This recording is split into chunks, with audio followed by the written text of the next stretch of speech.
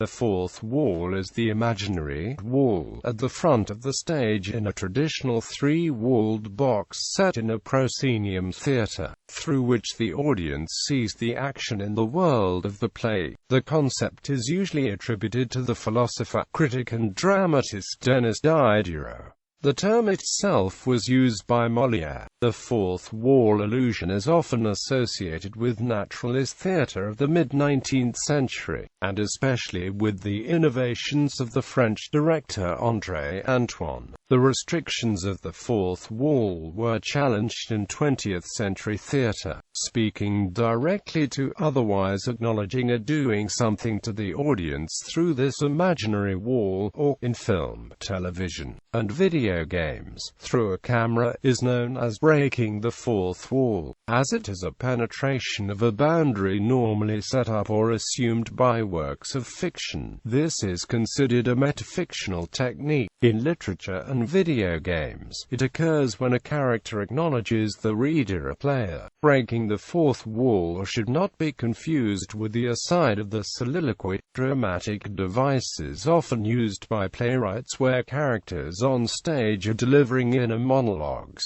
giving the audience insight into the thoughts.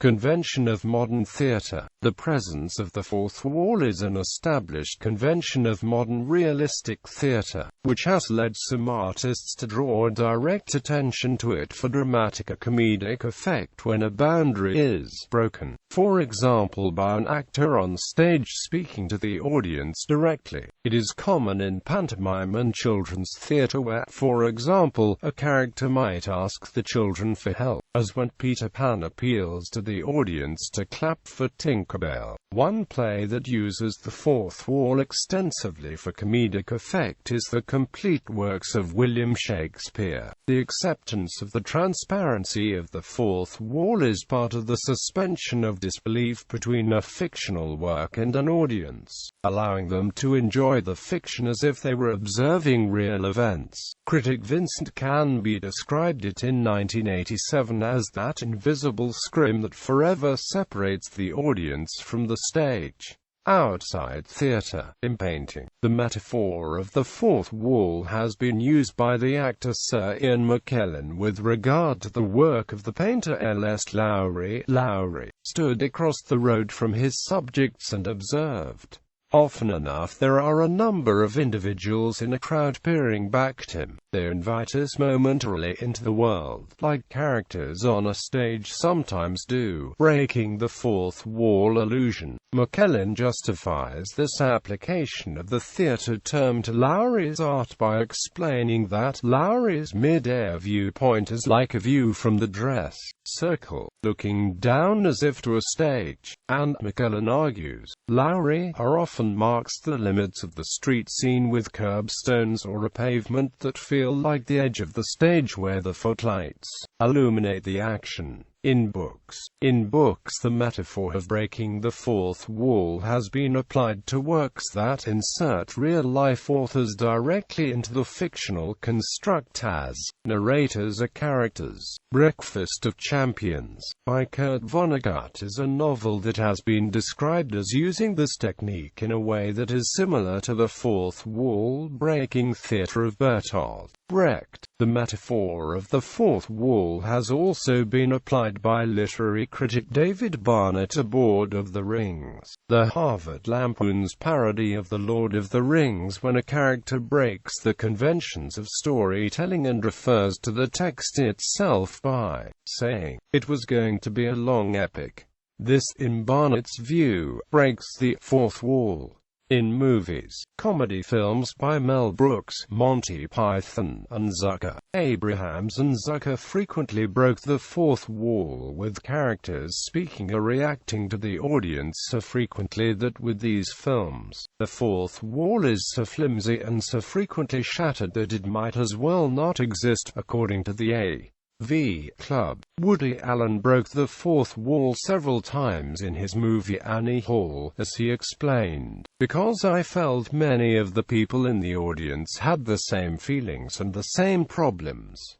I wanted to talk to them directly and confront them. The John Hughes movie, Ferris Bueller's Day Off, is also another well-known fourth wall-breaking movie. Ferris Bueller, played by Matthew Broderick, often turns to the camera and breaks character to tell his thought process or explain his reasoning. On television, breaking the fourth wall is rare, though it has been done throughout the history of the medium. George Burns did it numerous times on the George Burns and Gracie Allen show he starred in with his real-life wife Gracie Allen from 1950 to 1958. It's Gary Shandling's show, and Mrs. Brown's Boys both have the title character walking between sets mid-scene, and the latter occasionally shows characters retaking fluffed lines. Another television character who regularly breaks the fourth wall is Francis Urquhart in the British TV drama series House of Cards. To play the king and the final cut,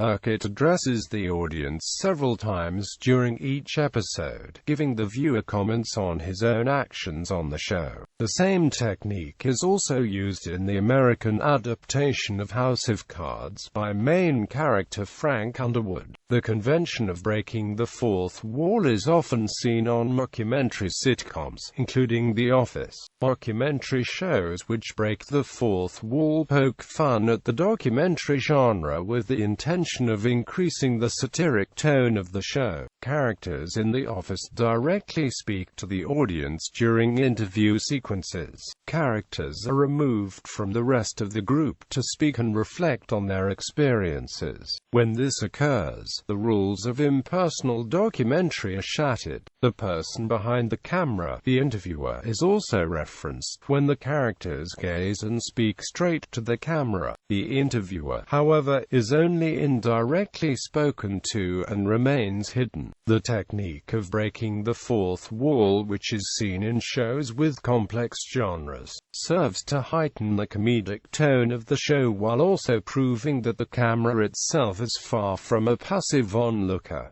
In literature, writers often break the fourth wall of a story by having the narrator or characters address the reader either in footnotes or other literary devices, such as using free indirect speech, thus having the narrator or the novel recognize itself as novel or narrator. Fifth wall. The term fifth wall is often used by analogy with the fourth wall for a metaphorical barrier in engagement with a medium. It has been used as an extension of the fourth wall concept to refer to the invisible wall between critics or readers and theatre practitioners. Quote, "This conception led to a series of workshops at the Globe Theatre in 2004 designed to help break the fifth wall." The term has also been used to refer to that semi-porous membrane that stands between individual audience members during a shared experience. Quote, "In media, the television set has been described metaphorically as a fifth wall because of how it allows a person to see beyond the traditional four walls of a room. In shadow theatre, the term fifth wall has been used to describe the screen onto which images are projected.